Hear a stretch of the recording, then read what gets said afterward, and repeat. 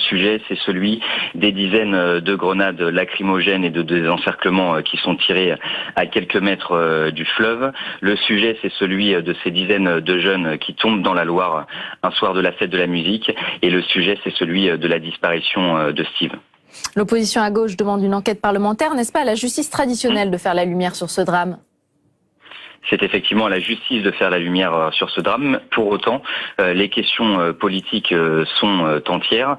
Celui de la doctrine d'emploi des forces de l'ordre dans ce pays et des conditions d'intervention lors de cette soirée, lors de la fête de la musique.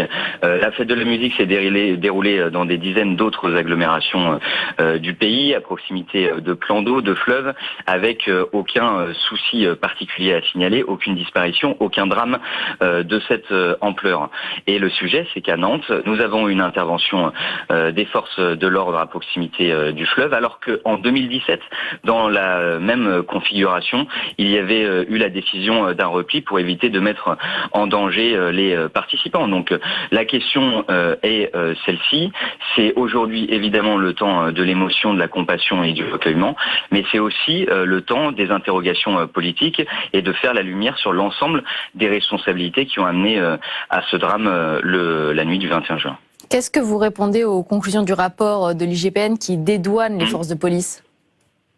Je trouve assez étonnant qu'on assiste à la divulgation de ce fameux rapport de l'IGPN 15 jours après sa publication, de manière totalement concomitante à la découverte du corps.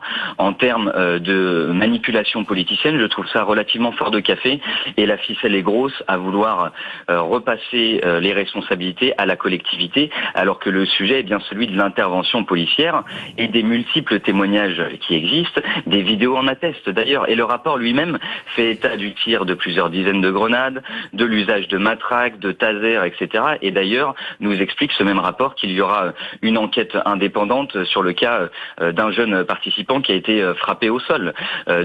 Moi, je trouve que c'est relativement fort de café de vouloir renvoyer la responsabilité à la collectivité, alors que là, il s'agit évidemment d'une compétence nationale, celui de la police nationale et celui du maintien de l'ordre dans ce pays. Et alors, qu'est-ce que vous répondez aux personnes qui disent que la mairie et la préfecture n'auraient pas dû laisser s'organiser une fête sur ces quais ? Moi, ce que je dis, c'est que ces quais-là sont des lieux à vivre, que la fête de la musique est un moment de partage et de fraternité, que les années précédentes, il y a déjà eu ce type d'événement sur ce secteur-là, sans aucun souci. Donc moi, je ne peux pas entendre et je ne peux pas accepter que nous renvoyions la balle vers la collectivité en disant circuler, il n'y a rien à voir, il n'y a pas de lien entre l'intervention policière du 21 juin et la disparition de Steve et ces dizaines de jeunes qui sont tombés dans la Loire.